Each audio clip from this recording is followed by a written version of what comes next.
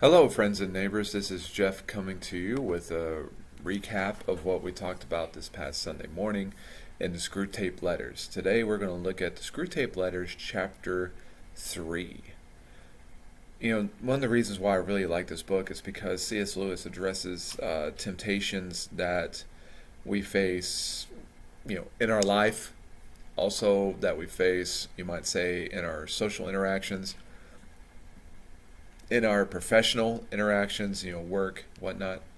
As we talked about in the introduction, this takes place, or this book is written during World War II, so we even get to see, how the devil works in high stress situations like war. But also, as we saw last week, C.S. Lewis takes the spiritual warfare and he talks about how the devil can try to tempt us when we're in the midst of the church. And today, he's going to talk about how he can tempt us in the midst of the family. So that's what we're going to talk about today. Is how the devil can work in our family, and I really appreciate the way he phrases it. If you look up the Screw Tape Letters online, you can find many websites that provides summaries and commentaries on the Screw Tape Letters, and when it comes to chapter 3, a lot of them label this chapter the same way, and it comes from a direct quote. The quote is this. It says, and this is again Screw Tape Letters chapter 3, "Keep in close touch with our colleague Lubos, who is in charge of the mother, and build up between you and that house a good settled habit of mutual annoyance, daily pinpricks."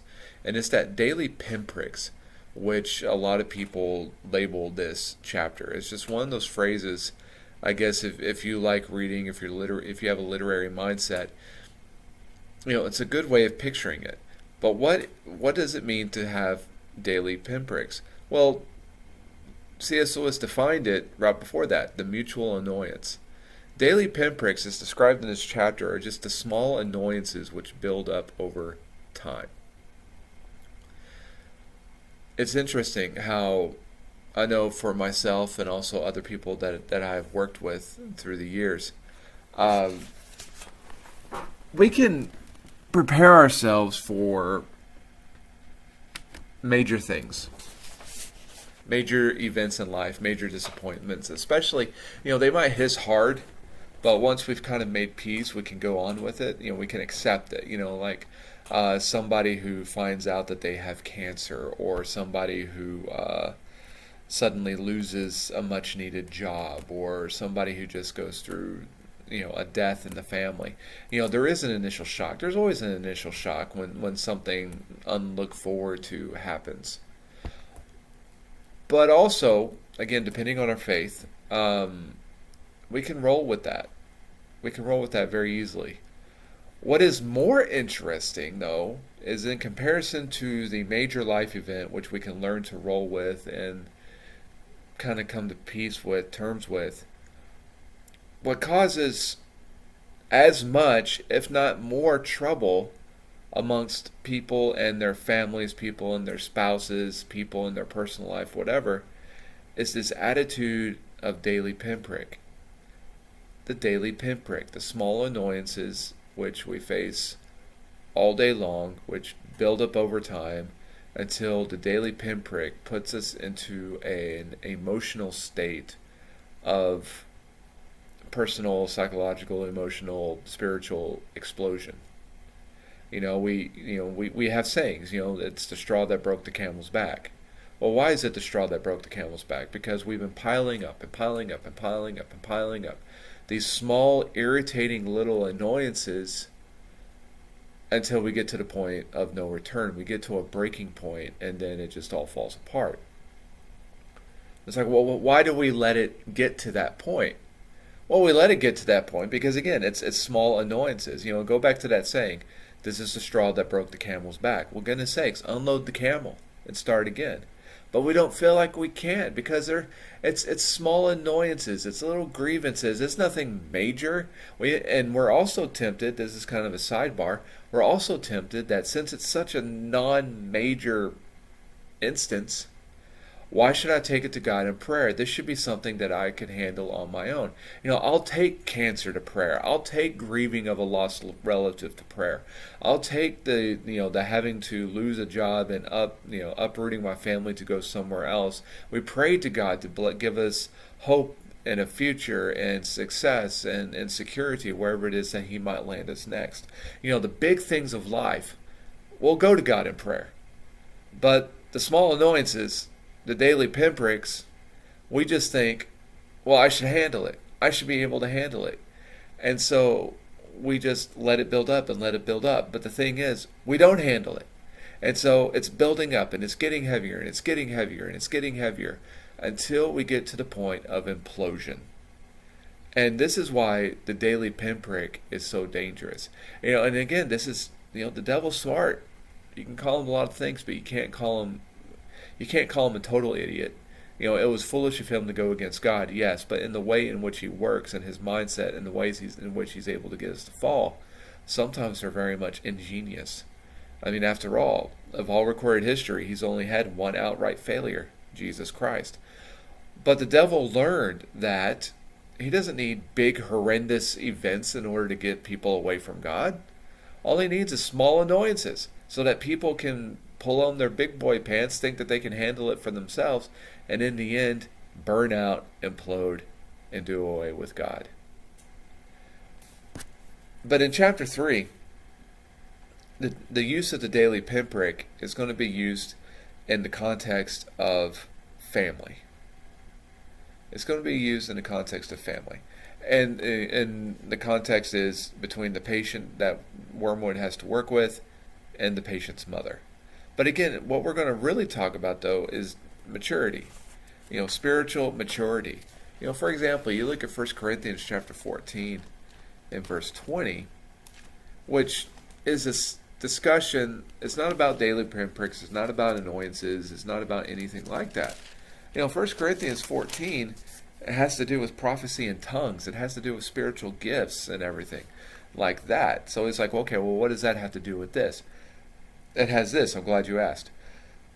While Paul was talking to the Corinthians about the gifts of prophecy and tongues and the proper usage and the rules which go along with them, which will lead into a discussion of orderly worship, Paul breaks into the action and just gives out 1 Corinthians 14 verse 20, which says, "Brothers, do not be children in your thinking. Be infants in evil, but in your thinking be mature." Now that's in the context, again, of prophecy and tongues, because what was going on in Corinth was that people were viewing their spiritual gifts as a rating system. They turned it into a pecking order. They started valuing some members of that family more than others based on whatever gifts that they had. And that's wrong. And so Paul called them to maturity. Well, guess what? We're in this discussion of daily pinpricks and this discussion of being with one another, living with each other. We have to have spiritual maturity as well. We have to be willing to let things go. We have to be willing to forgive and to continue to forgive.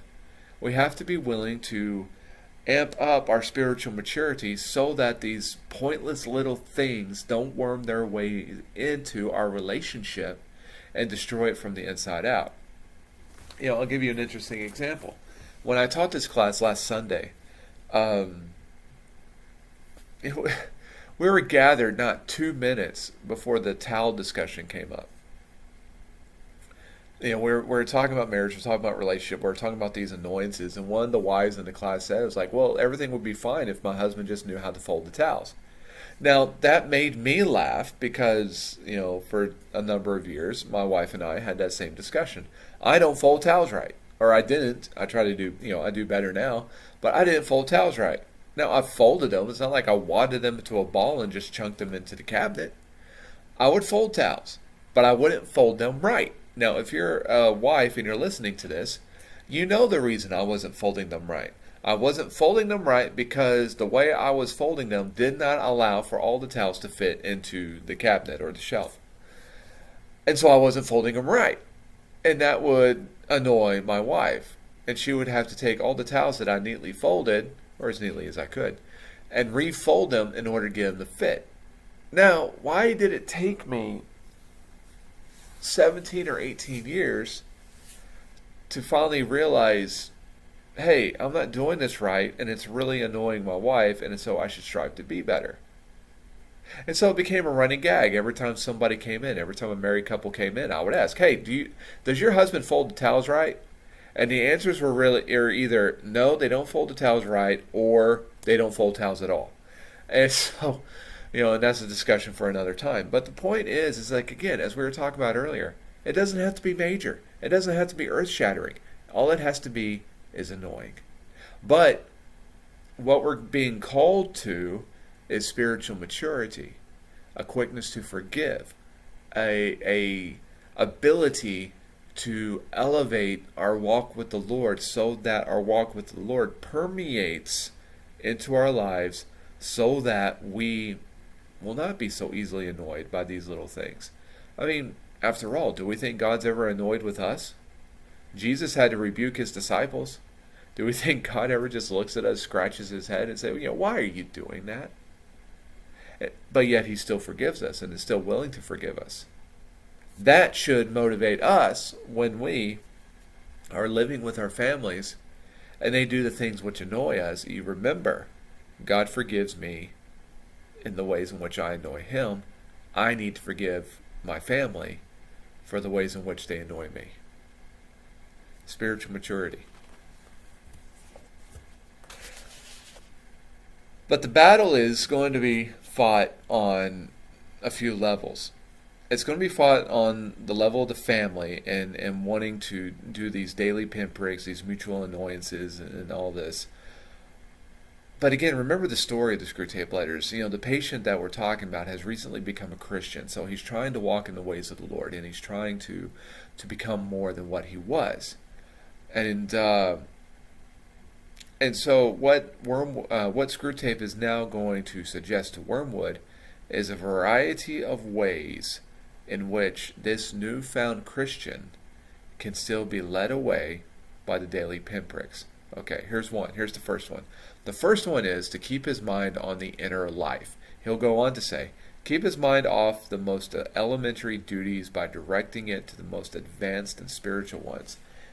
Aggravate that most useful human characteristic, the horror and neglect of the obvious. You must bring him to a condition in which he can practice self-examination for an hour without discovering any of those facts about himself which are perfectly clear to anyone who has ever lived in the same house with him or worked in the same office. So keep his mind on the inner life. So what's Screwtape saying? Screwtape is saying that since he's a new convert living in this house with a mother who is not a believer, amp up the self-righteousness of the son, of the new Christian. Amp up how the new Christian can view himself as spiritually superior to his unbelieving mother. Focus his mind on how he's trying to improve, how he's trying to follow the righteousness of God, how he's very spiritual and mature, and how he meditates and focuses on the inward life of him and God, while at the same time ignoring the realities that surround him in life. And have him almost, not on purpose, but this is what it's going to lead to, looking down his nose at his mother, since she is a believer, and keep him focused on the inward life with God. It's the parable. It's a parable of the tax collector and the Pharisee. And Jesus told this. If you look at Luke chapter 18,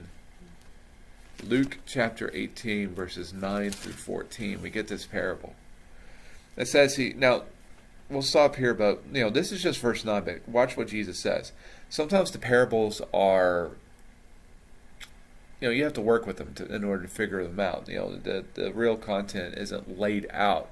But as far as the Pharisee and the tax collector, we're told at the get-go what this parable was about. It says, he also told this parable to some who trusted in themselves that they were righteous and treated others with contempt. Okay, there it is.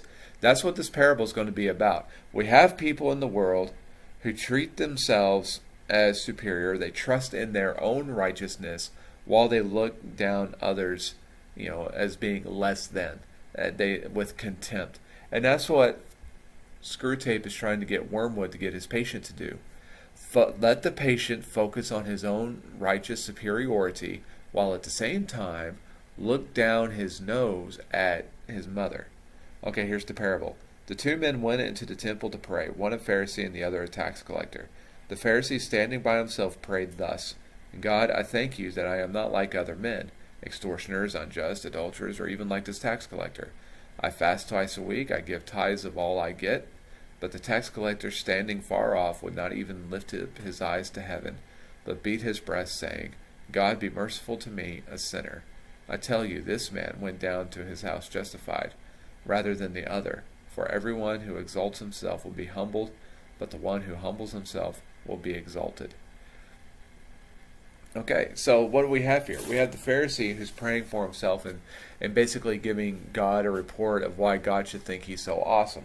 Look at me, Lord. I fast twice a week. I tithe all I get. You read some Jewish history. Some rabbis used to teach that a common prayer that Jewish men would pray would be, God, thank you for not making me a Gentile, a slave, or a woman. In other words, it was a glorification to God for everything that God had made them and the things that they do, which the Pharisees at the time were doing. You look at the Sermon on the Mount. Jesus would talk about how their giving was public, and so it was worthless. Their praying was public, so it was worthless. And fasting was public, so it was worthless. In other words, the things they were doing was for the outward show of a spiritual nature. But in the end, they had nothing. This is what Screwtape is telling the son to do. Make him focus on his inner life and make him think that his righteousness is all that, when in reality it is not. And in fact, what it can do, it can blind us.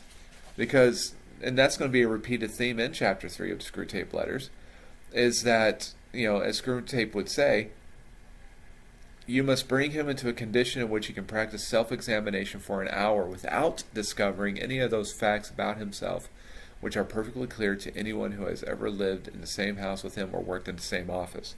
We're talking about a condition of blindness, as Jesus would talk to the Pharisees about in John 9.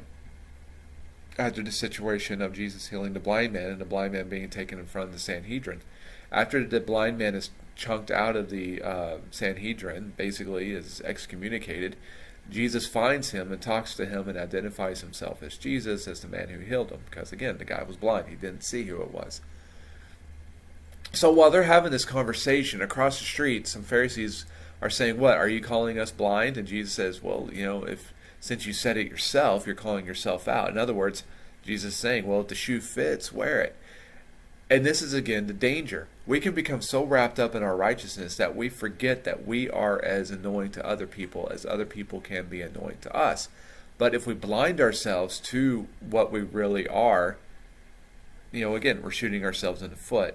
We think we're so much better than, but we're really not. Screwtape will also try to tell Wormwood, make his prayers ineffectual. Okay, well, how do we do that? Screwtape would say, make sure that they are always very spiritual, that he is always concerned with the state of her soul and never with her rheumatism. He'll go on to say, in the first place, his attention will be kept on what he regards as her sins, by which, with a little guidance from you, he can be induced to mean any of her actions which are inconvenient or irritating to himself. Also, he'll say, in the second place, since his ideas about her soul will be very crude and often erroneous, he will in some degree be praying for an imaginary person, and it will be your task to make that imaginary person daily less and less like his real mother, the sharp-tongued old lady at the breakfast table. And finally, he'll say, I have had patients of my own so well in hand that they could be turned at a moment's notice from impassioned prayer for a wife's or son's soul to beating or insulting the real wife or son without a qualm. So again, since this guy's a new Christian, he's going to pray. Screwtape says, okay, fine, let him pray. But it's going to be your job, the job of the tempter, to make sure that prayers are worthless. Wait a minute. Our prayers can become worthless? Yes, our prayers can become worthless. First of all, our prayers can become worthless when we stop praying. You look at Ephesians chapter 6 in verses 18 through 20.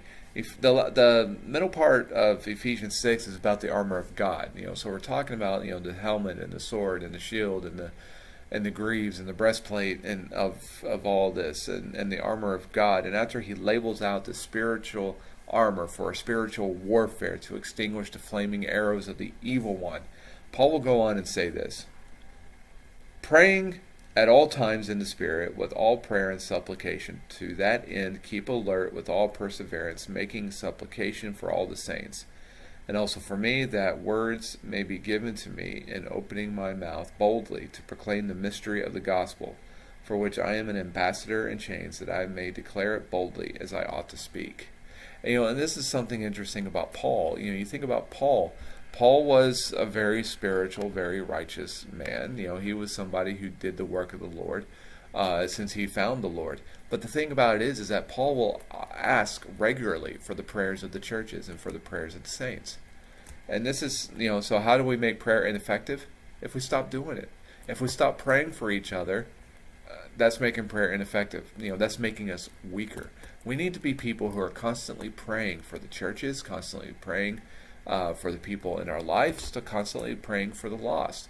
What Wormwood is going to try to do is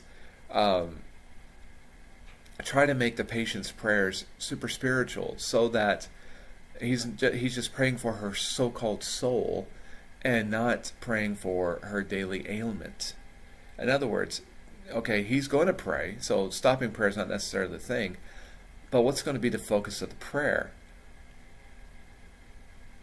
He's going to try to start praying for something that he doesn't completely understand, but at the same time the mom is suffering with physical ailments. No, I'm not going to pray about that, because it's her soul that's more important. And again, the fruit of the Spirit is self-control. And so we need to pray for the soul and the physical. We need to pray for the soulful life and also the physical life. Pray for somebody's illness. Pray for somebody's cancer and someone's diseases. But at the same time, pray that somebody, if they don't know the Lord, that they may find the Lord, and that this situation in which they're going through may strengthen them to become more close connected with God. Pray for both. Don't sacrifice one over the other. What's the point of praying for somebody's health if their health is restored and they still don't know God? Contrariwise, what's the point of praying for somebody's soul when somebody's still going through a physical thing which God can still act in, but we're not asking God to do it? What does that show about how much we really care about the person? So again, it's this idea of ineffectual prayer and the direction of prayer, which can either make prayer powerful or it can make it ineffectual. And again, the subject of prayer, it's going to be tackled actually in Screwtape Letters chapter 4. So we're not going to spend tons of time on this concept, but because it's going to be talked about later. But again, going back to ineffectual prayer, in 2 Corinthians chapter 13 and verse 5, Paul writes this in the conclusion of the letter. He says, "Examine yourselves to see whether you are in the faith. Test yourselves, or do you not realize this about yourselves, that Jesus Christ is in you, unless indeed you fail to meet the test?" In other words, what makes an ineffectual prayer? Well, an ineffectual prayer giver. How often do we test ourselves? A running theme in the Bible is the idea of self-examination. How closely are we truly walking with the Lord?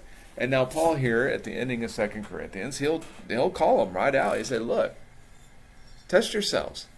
See how closely you're walking with God. Unless, of course, you fail the test. Now, if you fail the test, you got a different sort of problem. But test yourself to see, where are you? How are you and God doing as a couple, lack of a better phrase? How are you doing in your relationship? See to it, work it out, test it, see where you are. Because if you pass the test, it's going to make you more spiritually mature. It's going to make your prayers more powerful. It's going to make everything you do for the Lord that much better, because you realize that you're with the Lord. Contrariwise, if you fail the test, okay, prayers are going to be weaker. Our walk with the Lord is going to be weaker. Everything we do for the Lord is going to be weaker until we address the various problems that are going on in our life. So again, be brave enough to test yourself. See where you are in the Lord. Also in Ephesians, we're kind of hopping back and forth. In Ephesians chapter 4, verse 30, Paul will tell this to the Ephesians. And do not grieve the Holy Spirit of God, by whom you were sealed for the day of redemption. Let all bitterness and wrath and anger and clamor and slander be put away from you, along with all malice. Be kind to one another, tender-hearted, forgiving one another, as God in Christ forgave you. You want to make prayer ineffective? Again, how do I view other people? And also, am I grieving the Holy Spirit? Am I grieving the Holy Spirit? Am I being ineffectual with other people? Am I allowing my life to be led by bitterness, wrath, anger, clamor, slander?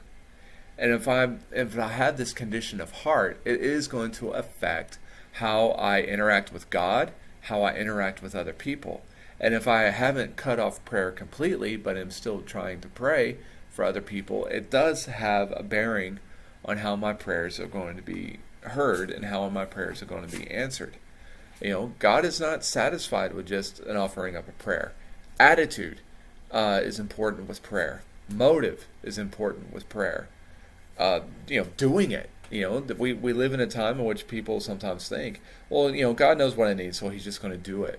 Well, you can go to James, for example, and James teaches us, when it comes to prayer, you do not have because you do not ask. And when you ask for wrong motives. So again, all these types of things are used in order to turn our prayers ineffectual. And again, going back to the patient and his mother, if he's going to pray for his mother from a motive of, well, her soul needs saved and everything else needs to be, is taking place, it's going to change the way he sees her. He won't see her as someone who needs the physical blessings of God, the healing of her rheumatism. He'll strictly see her as someone who needs the spiritual side of God, which she does. But in reality, she needs both.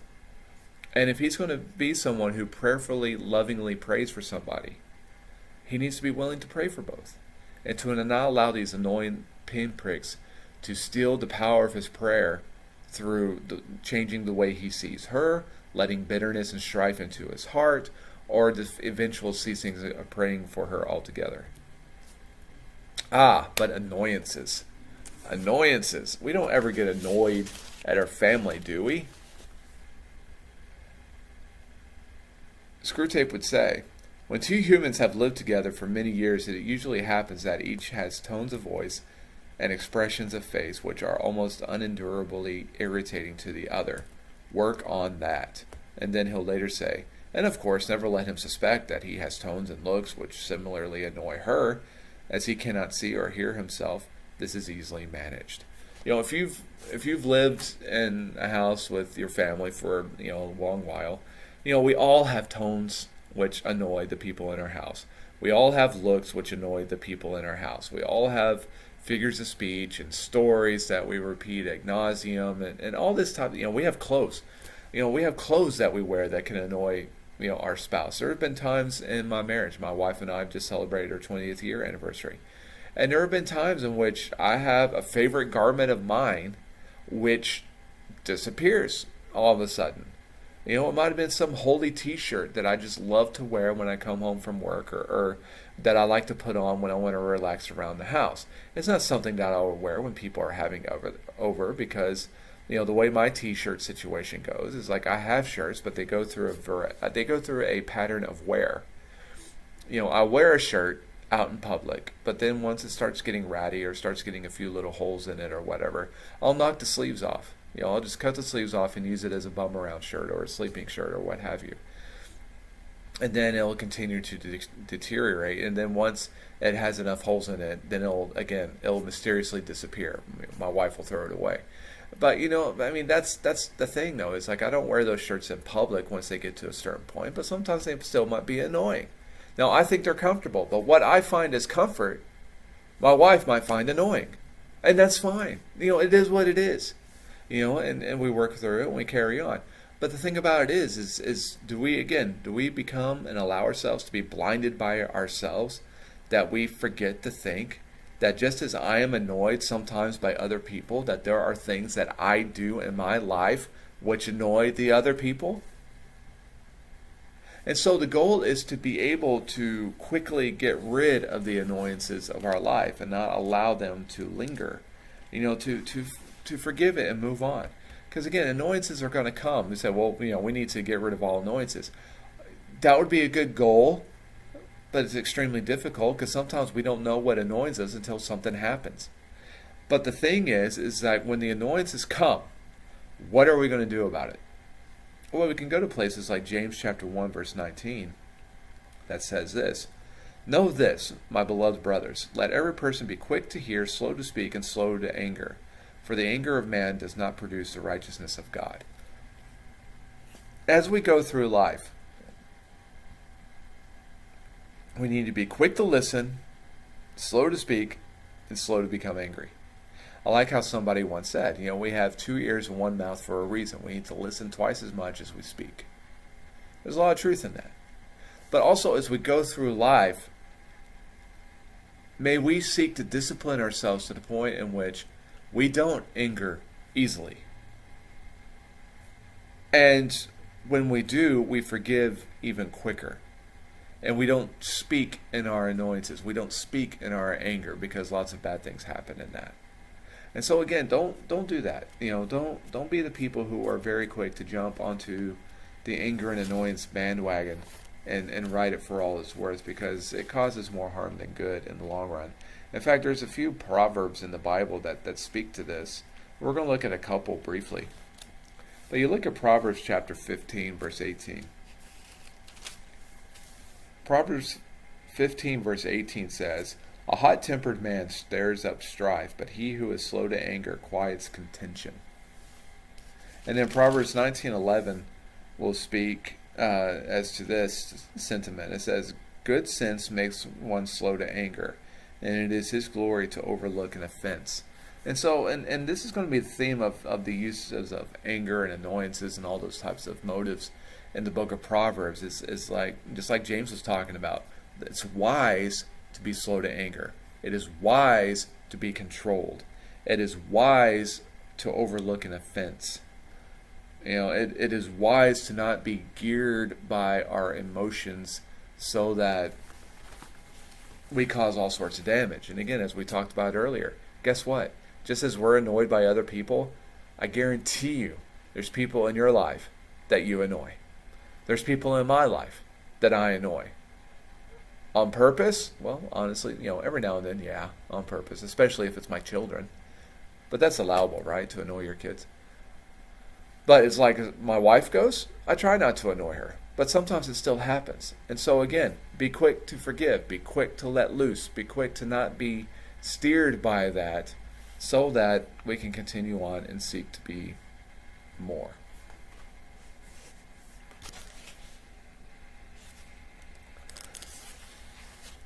What about words? What do words and how do words affect a house or a home, a family? Screwtape will say this. It says, "Your patient must demand that all of his own utterances are to be taken at their face value and judged simply on the actual words, while at the same time judging all his mother's utterances with the fullest and most oversensitive interpretation of the tone and the context and the suspected intention. She must be encouraged to do the same to him. Hence, from every quarrel they can both go away convinced, or very nearly convinced, that they are quite innocent." Oh my goodness, this is a big one when it comes in terms of like marriages. Someone once said that every argument, 5% of the argument actually has to do with what the argument is about. 95% of the argument has to do with tones of speech, looks, and word choice. And how true is this? Because when we have an argument or a quarrel breaks out, it's not just about what it is. It's about how something was said. And it's how something was taken. This is why it's so easy to be offended over, text messages and social media posts. Because people don't hear people don't hear sarcasm, or they don't hear the intent, or they don't hear the tone with which something is said. They look at the words and just say, boom, that's what they said. Well, what do you mean by that? And then you're off and going. But then again, the funny thing is we want to have the power, individually speaking, we want to have the power to be able to dissect what someone says to us, while at the same time insist the other people not dissect what we say to them. Again, it's that double standard that we want to hold on to, which can get us into so much trouble. But what we need to do is that we need to remember the importance of words. In Matthew chapter 12, verse 33, Jesus says this: either make the tree good and its fruit good, or make the tree bad and its fruit bad, for the tree is known by its fruit.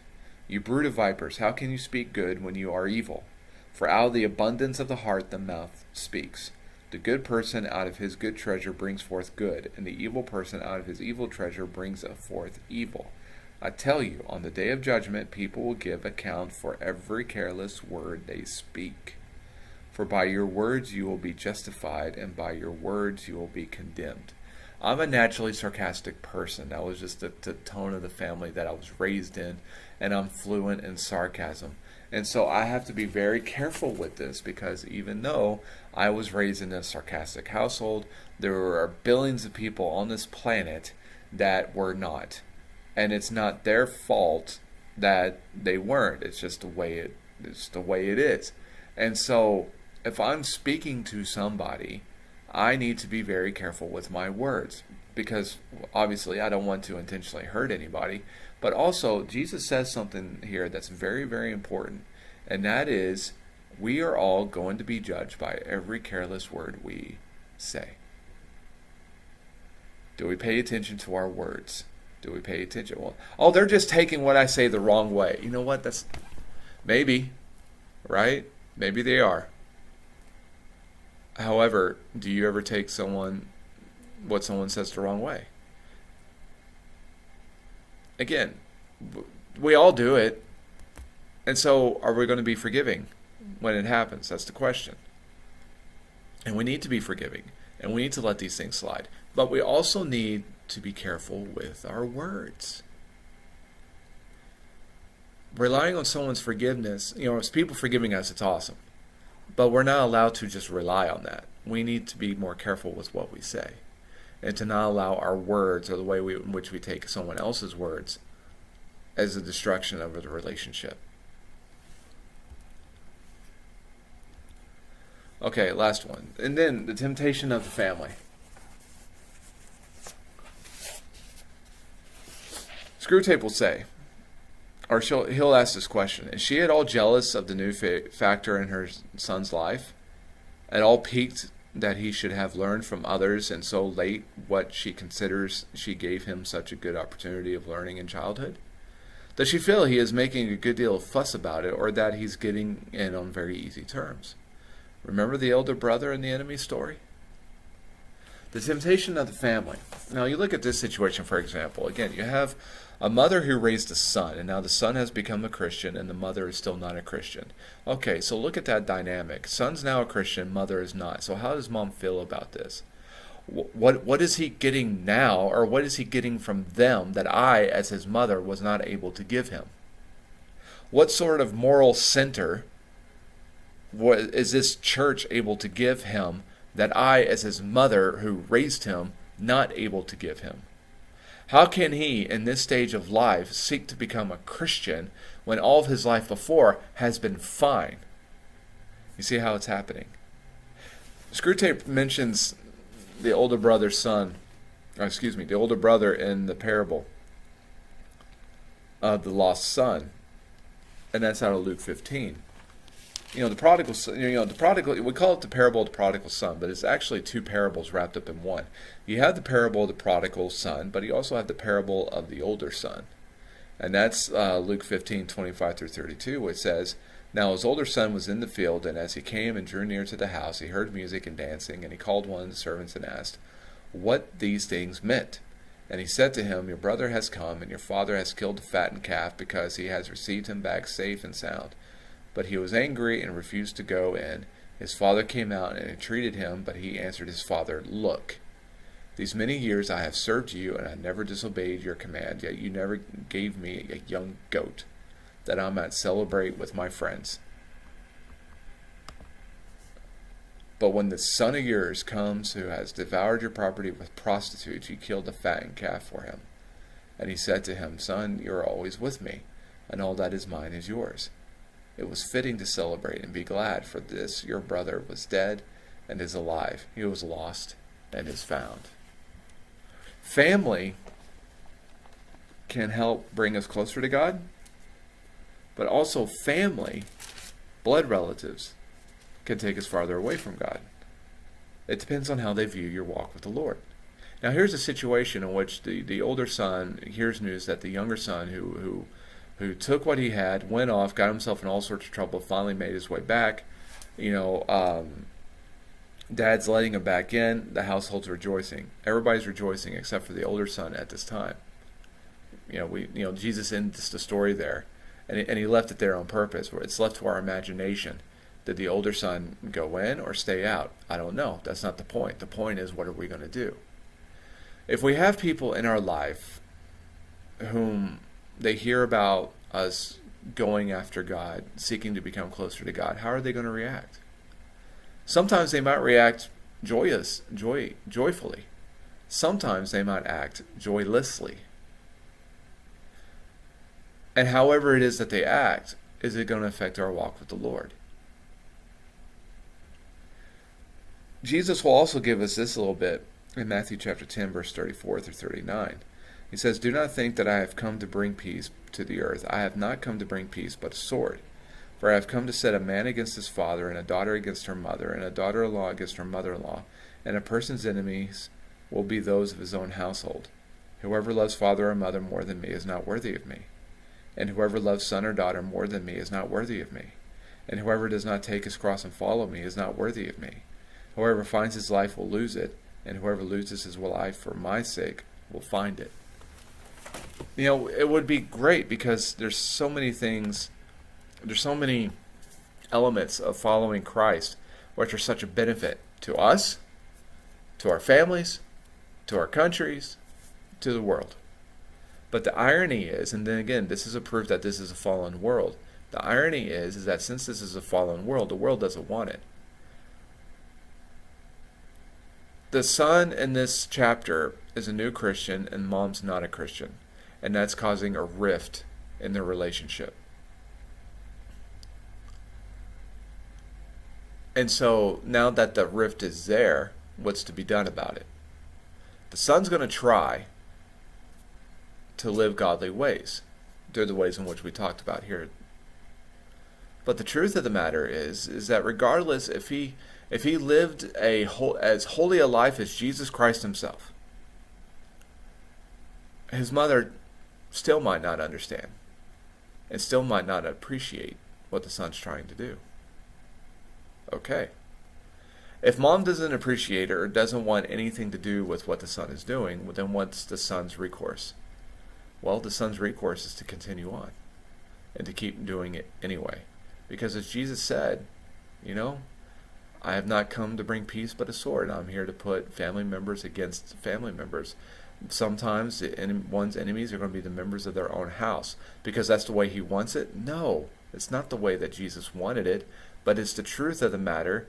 If people don't want the Lord, they're going to eventually cause those who do want the Lord to suffer in some way. Sometimes it just might be sarcastic statements and just a lack of understanding of why their relative is spending so much time with those church folk. But the thing about it is that if we're going to be followers of Christ, we cannot let anything get in our way of seeking Christ, including our own families. It's a very hard teaching. It is a hard teaching. But it's also true. There are blood relatives, but who is our Father? Who is our Father in heaven? God the Father, Jesus Christ the Son, and the Holy Spirit. In fact, Jesus had to go through this as well. There's instance in the gospel in which Jesus' family tries to call him out so that they can talk to him. Jesus' blood relatives we're talking about, including Mary. Mary was there too. And Jesus says, who are my mother and who are my brothers? And he points to the people who are around him. The people who do the will of my Father are my mother and sister and brothers. So Jesus even had to make that choice as well. And so do we. We seek to be good sons. We seek to be good daughters. We seek to have families that follow after God. But at the end of the day, we have to choose our blood family or our spiritual family. Which one is more important? So again, these daily pinpricks is going to be used to just take us away from God, to take us away from Christ, to quiet the voice of the Holy Spirit in our lives so that we will eventually fall away from God. Again, remember what they are. They're daily pinpricks, they're annoyances, they're daily annoyances. And again, as we talked about at the very beginning of this, the danger of the daily annoyance is that it builds up. If you're surrounded by daily annoyances and daily pinpricks, get rid of them. Pray about them. It doesn't matter how small they are. Pray for God to be released from these so that we can go on with life. Because if we don't, they're going to build. And eventually, we're going to have that straw which breaks the camel's back.